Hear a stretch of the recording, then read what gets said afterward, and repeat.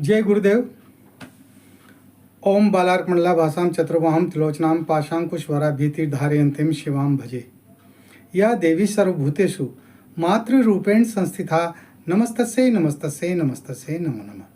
प्रिय दोस्तों नमस्कार। सिद्ध साधनाएं चैनल पर मैं आप सबका हार्दिक स्वागत करता हूं, हार्दिक अभिनंदन करता हूं और आशा करता हूं आप सब राजी खुशी से होंगे, कुशल मंगल से होंगे। मैं आप सबकी कुशलता माँ भगवती से हमेशा चाहता हूं। दोस्तों आइए बात करते हैं इस वीडियो में एक बहुत ही सटीक और प्रामाणिक प्रयोग के बारे में। तो वीडियो बहुत खास हो रहा है, पूरा देखिएगा, स्किप मत कीजिएगा। और चैनल पर नए हो तो चैनल को सब्सक्राइब करें, लाइक करें और अपने दोस्तों में ज़्यादा से ज़्यादा शेयर करें ताकि हर व्यक्ति इन प्रयोगों का लाभ उठा सके। बेल आइकन को प्रेस करके ऑल पर क्लिक करेंगे तो आपको हमारे वीडियो का नोटिफिकेशन तुरंत प्राप्त हो जाएगा। तो दोस्तों इस वीडियो में मैं आपको बताने जा रहा हूं धन लाभ के बारे में। धन लाभ होने के कई सारे स्रोत बनते हैं, कई सारे अवसर बनते हैं, कई सारे रास्ते बनते हैं। तो धन की हर व्यक्ति को ज़रूरत होती है। इस दुनिया में ऐसा कोई व्यक्ति नहीं जिसको धन की ज़रूरत नहीं है। अरे ऋषि महात्मा भी धन के पीछे रहते हैं, है ना। वो भी जो है लक्ष्मी की और कई देवी देवताओं की, कुबेर आदि की जो है उपासनाएं करते हैं, उनकी साधनाएं करते हैं और उन साधनाओं के बल पर वो धन को जो है बेतहाशा रूप से प्राप्त करते हैं। उनके पास में रुपये पैसे की कोई कमी नहीं होती, लक्ष्मी का अटूट भंडार होता है। हाँ, जो ऋषि महात्मा संत महात्मा जो होते हैं ना, उनके पास में लक्ष्मी का अटूट भंडार होता है। वो इसलिए होता है क्योंकि वो जो है लक्ष्मी को सिद्ध किए हुए होते हैं, है ना। और इनको सिद्ध करने के उपरांत जो है अनायास धन की प्राप्ति भी होती है ना।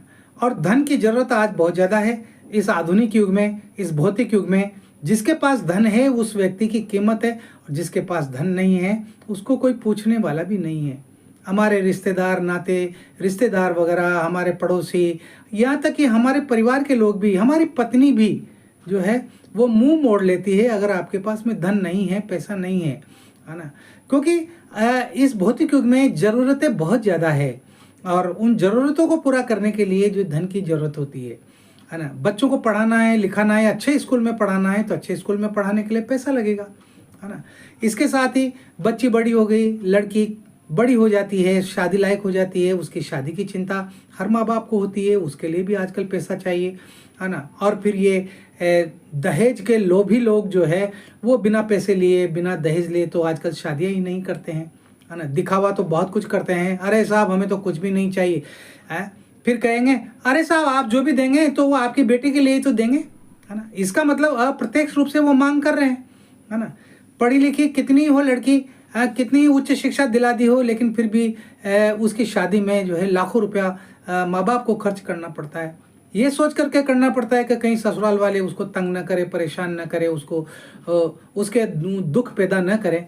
इसलिए जो है वो अपनी बच्ची की खुशहाली के लिए वो खर्चा करते हैं। अगर जेब में पैसा नहीं होता है तो उधार लेते हैं, है ना। तो ये तमाम सारे कार्य जो है पैसों से ही होते हैं। और अगर बीमार हो गए तो इलाज के लिए भी पैसा चाहिए, अस्पतालों के चक्कर लगाओ, मेडिकल स्टोर के चक्कर लगाओ, है ना। आजकल जो है छोटी से छोटी जांच करवाने में जो है 2-4 हज़ार रुपये खर्च हो जाते हैं। दवाइयाँ तो बहुत दूर की बात है, 400-500, 500 रुपया तो डॉक्टर अपनी फीस ले लेता है।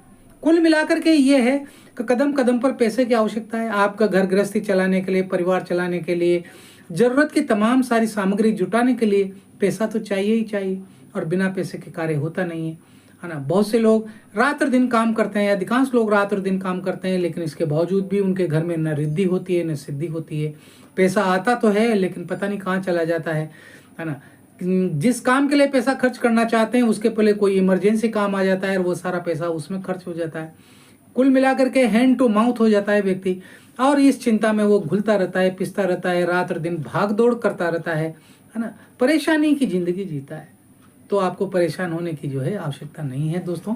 मंत्रों में वो शक्ति है, मंत्रों में वो पावर है जिसके बल पर आप जो है धन लाभ प्राप्त कर सकते हैं।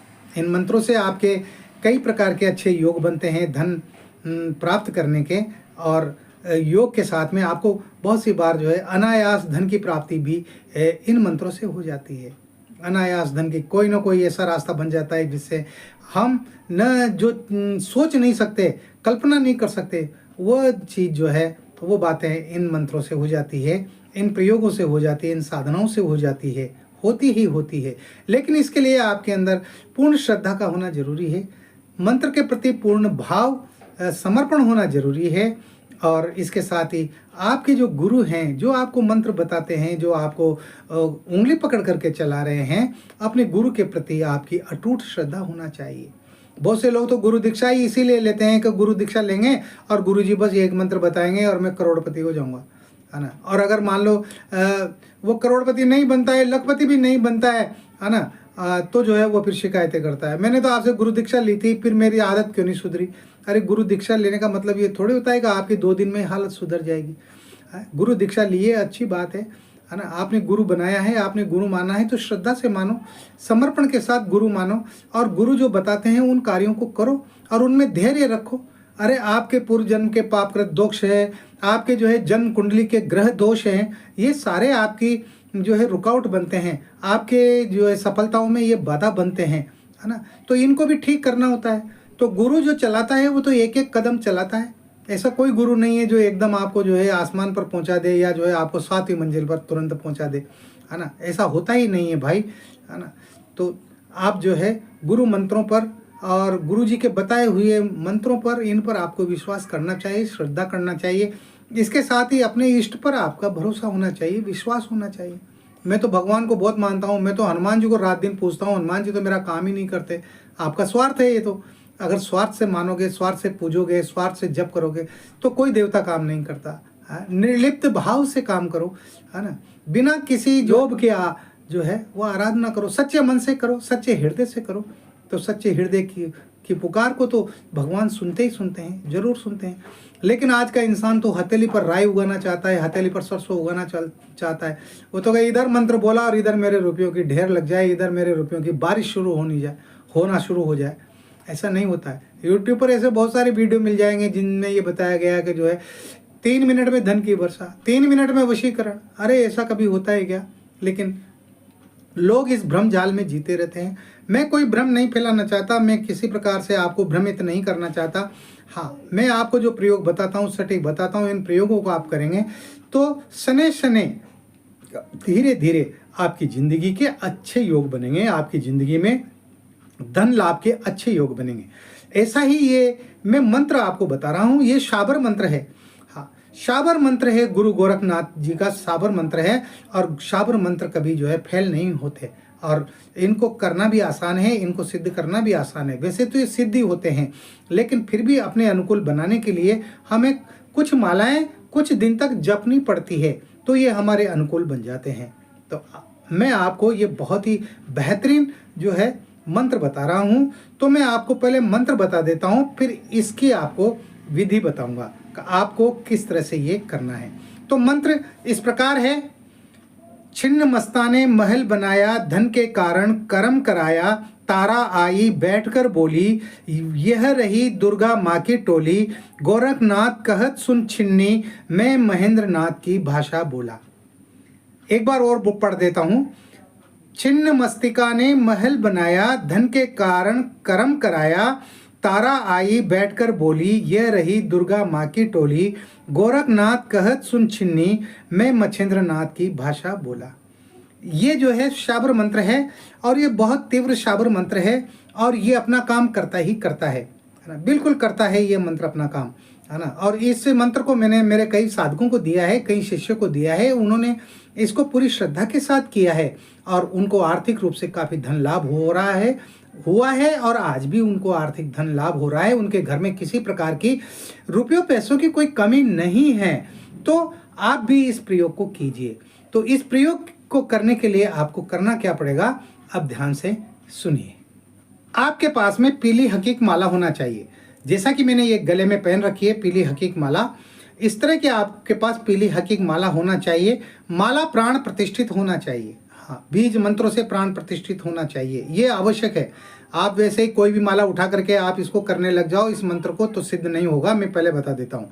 पीली हकीक माला आपको लेनी है और बृहस्पतिवार का दिन यानी गुरुवार का दिन आपको चुनना है। गुरुवार के दिन आप इस साधना को प्रारंभ करेंगे, है ना। आपको कुछ नहीं करना, आपको पूर्व दिशा की ओर जो है बाजोट लगा करके और उस पर पीला वस्त्र बिछा दें। आप भी पीले वस्त्र पहने, है ना। आप पीली धोती बांध सकते हैं कमर के नीचे और बाकी को आप अपने बदन पर लपेट सकते हैं। तो पीला वस्त्र पहनना है। आपका आसन भी पीला होना चाहिए। आप जो है घी का दीपक जलाएंगे, है ना। घी का दीपक जला करके और उस घी में आप थोड़ी सी हल्दी डाल देंगे तो वो घी भी जो है पीला हो जाएगा। इसके साथ ही आप सुगंधित अगरबत्ती लगा देंगे, है ना। और अगर छिन्न मस्ता का आपके पास में फोटो हो, जैसा कि आप स्क्रीन पर देख रहे हैं, इस तरह का आपके पास फोटो हो तो उस फोटो को आप जो है वहाँ पर रख लें। अपने गुरुजी की तस्वीर भी आप रख लें और इन दोनों की आप जो है सामान्य पूजा करें, स्नान कराएं और तिलक लगाएं, है ना। इसके साथ ही अक्षत चढ़ाएं, पुष्प चढ़ाएं, है ना। और इस तरह से आप सामान्य पूजा कर लें। और आपको हकीक माला से, जो पीली हकीक माला है, उस माला से आपको ये जो मंत्र मैंने आपको बताया है, इस मंत्र को आपको 1008 बार जपना है। यानी आपको 10 माला मंत्र जप करनी है। 11 कर लो तो अच्छी बात है ना। 11 माला आपको मंत्र जप करनी है, रोजाना करना है ना। ये आप सुबह के समय कर सकते हैं, ये आप रात्रि को भी कर सकते हैं। समय का कोई बंधन नहीं है। आप अपने समय के अनुसार जब आपको फुर्सत मिले, समय मिले, तब आप इस प्रयोग को कर सकते हैं। लेकिन एक बात का ध्यान रखें, जिस पहले दिन जिस समय आपने ये साधना प्रारंभ की, बाकी जो है 41 दिन वही समय रहना चाहिए, उसमें फिर परिवर्तन नहीं होना चाहिए, है ना। 41 दिन की साधना है ये। 41 दिन आप इस प्रयोग को कीजिए। अरे मुश्किल से आपको जो है 11 माला करने में, इसमें मुश्किल से आपको जो है 15-20 मिनट, आधा घंटा लगेगा। मंत्र याद होने के बाद में फिर माला करने में, जपने में फिर समय नहीं लगता है। तो पहले मंत्र को आप अच्छी तरह से याद कर लें, शुद्ध उच्चारण करें और इस तरह से आप करें, है ना। आप जो है पीली मिठाई का ही आप भोग लगाएं, है ना। पीली मिठाई बाजार में मिल जाती है पीले कलर की, है ना। या फिर आप जो है घर पर आप जो है खीर बना लें और उस खीर में आप जो है केसर डाल दें, है ना। या थोड़ी सी हल्दी डाल दें मामूली, यानी पीलापन आ जाना चाहिए। उसका भी आप जो है भोग लगा सकते हैं। रोजाना आपको भोग लगाना है। तो इस तरह से, इसमें कोई ज़्यादा और सामग्रियों की ज़रूरत नहीं है ना। तो इस तरह से आपको ये प्रयोग करना चाहिए। ये बहुत ही बेहतरीन प्रयोग मैंने आपको बताया है। मैं हमेशा आप लोगों के लिए चिंतित रहता हूँ। मेरे जो भी साधक हैं, मेरे वो साधक कभी दरिद्र रहने ही नहीं चाहिए, उनके पास में आर्थिक कमी रहना ही नहीं चाहिए। इसलिए मैं उनको बार बार कहता हूँ कि आप लोग जो है इन प्रयोगों को कीजिए, है ना। और धैर्य रखिए। धैर्य रखेंगे तो जो है आप निश्चित रूप से सफल होंगे। जल्दबाजी मत कीजिए। इन प्रयोगों में कोई जल्दबाजी नहीं की जाती है। इन प्रयोगों को अपने दैनिक जीवन का हिस्सा बनाइए आप लोग, है ना। तो इस तरह से जो है ये प्रयोग किया जाता है। तो इस वीडियो में इतना ही। बहुत शानदार प्रयोग मैंने आपको बताया है। मिलते हैं अगले वीडियो में फिर एक नई जानकारी के साथ, नए प्रयोग के साथ, नई साधनाओं, यंत्र, मंत्र और तंत्र के साथ। तब तक बने रहिए सिद्ध साधनाएं चैनल पर, जो आपका अपना है। किसी प्रकार का कोई सवाल है तो आप व्हाट्सएप नंबर जो स्क्रीन पर चल रहे हैं, इस पर आप मुझे मैसेज कर सकते हैं, आप कॉल कर सकते हैं। अगर आप कॉल करते हैं और मिस कॉल हो जाता है तो आप फिक्र मत किया कीजिए। मैं जब भी मोबाइल देखता हूँ तो मैं वापस रिटर्न कॉल जरूर करता हूँ, है ना। मैं आप लोगों के साथ खड़ा हूँ। आप लोगों का हाथ पकड़कर मैं आपको चलाना चाहता हूँ, एक एक कदम आगे बढ़ाना चाहता हूँ। आप तैयार तो कीजिए अपने आप को, है ना। आप खुश रहें, प्रसन्न रहें, हंसते रहें, मुस्कुराते रहें। जय गुरुदेव।